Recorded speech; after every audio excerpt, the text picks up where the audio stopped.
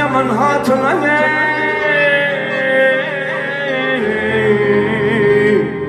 ve ömrüm geçer şerminani aymaltım bunu yakın yanlar hani onun kalından narlar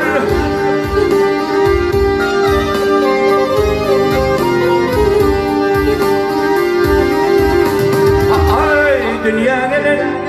bana gelen parçalarlar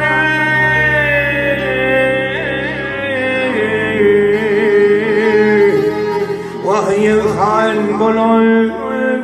yer bilani vahyi arali yanlardan beni hey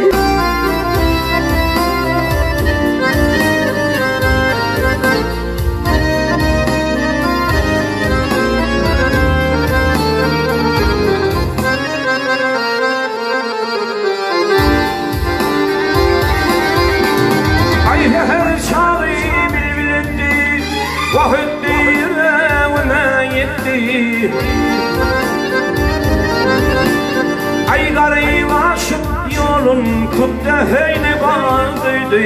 bağlar ay garip aşık yolun tuttu heyni bağdıydı bağlar heyni bağdıydı bağlar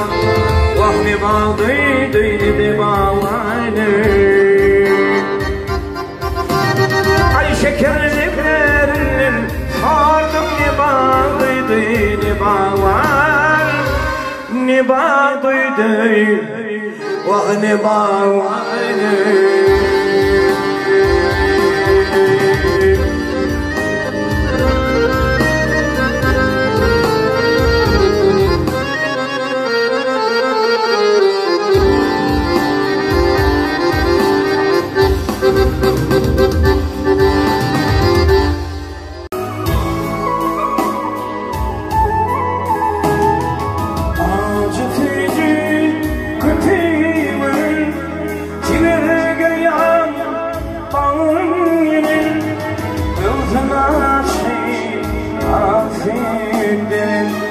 Gelip yine